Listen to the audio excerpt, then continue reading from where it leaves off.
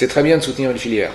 C'est très bien de pousser à l'émergence d'une nouvelle vision d'une industrie existante. Et en tout cas, d'une politique énergétique différente, de développement durable, etc. C'est très bien. Maintenant, je crois qu'on a beaucoup promu des véhicules ou des architectures qui n'ont pas fait leurs preuves et qu'on a oublié, encore une fois, des architectures novatrices, et je reviens une fois de plus, c'est comme d'habitude à Segway, qui ont déjà fait plus qu'un semblant de preuve, mais un début factuel de preuve, et qu'on les a oubliés par méconnaissance, par oubli.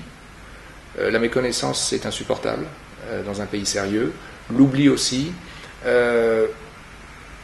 Peut-être aussi parce que ça n'est pas français. Maintenant, quand on commande 50 000 véhicules, c'est facile, au stade où on est une entreprise comme Segway, de la franciser, sous différents aspects. On en reparlera plus tard, je crois. En tout cas, factuellement, Segway a été parfaitement oublié dans ses appels d'offres, quels qu'ils soient. La Poste, par exemple, est, j'imagine, un client potentiel énorme. Qu'est-ce qu'il faut pour convaincre un groupe comme la Poste de s'équiper de Segway? La Poste, c'est très particulier.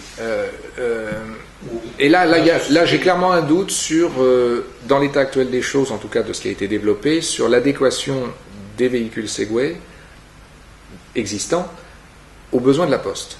En revanche, il me semble que la Poste a créé un laboratoire qu'elle design elle-même les véhicules dont elle a besoin, parce que son cahier des charges est de pouvoir, de mémoire, transporter 50 ou 150 kilos de courrier sur les trottoirs, enfin avec des véhicules précis.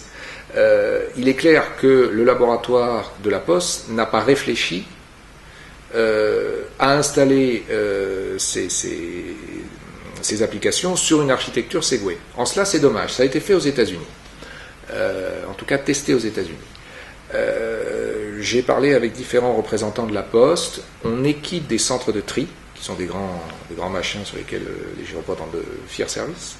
Mais le problème du transport du courrier est un problème qui doit être pris à la source entre l'architecture et les besoins. Le lien entre les deux doit être créé. Il n'y a pas eu de recherche en ce sens. Il y a eu des recherches qui ont été faites sur des triporteurs, sur des 2 roues en ligne, sur des 4 roues, mais pas sur l'architecture Segway, et je le regrette. Parce que de la même manière que cette architecture est légère, une autonomie extrêmement élevée et qu'elle permet de transporter jusqu'à 200 kg, dans sa physionomie actuelle de gyropode, il était parfaitement possible et probablement extrêmement économique de développer des véhicules pour la Poste ensemble. Aujourd'hui, les grands acteurs qui interviennent sur le domaine de l'électrique, je pense à Matra, je pense à Renault, dont l'État est encore actionnaire. Est-ce que l'État a vocation à faire de la pédagogie et est-ce que l'État serait bien inspiré d'acheter du Segway? L'État a forcément vocation à faire de la pédagogie, mais si même il n'en avait pas la vocation, il en fait. Toute la journée, il investit, toute la journée, je ne vais pas dire qu'il nous pousse, mais il nous interpelle, tous citoyens que nous sommes, sur le sujet du développement durable, de la nécessité de respecter l'environnement, de la nécessité de changer nos habitudes de consommation. Donc, par définition, l'État a un tout petit peu oublié cette nouvelle architecture, oui, factuellement. Lors du dernier salon de l'auto, c'était le salon de l'auto de l'électrique, on s'est rendu compte que finalement d'électrique, il n'y avait pas grand-chose, sinon des voitures qui étaient montrées, et sinon la possibilité de commander sur Internet la fameuse Zoé. J'imagine que vous avez été le premier à la commander. Bien sûr, on nous a beaucoup reproché nos prix élevés, c'est entre 6 500 et 7 000 euros pour un gyropode.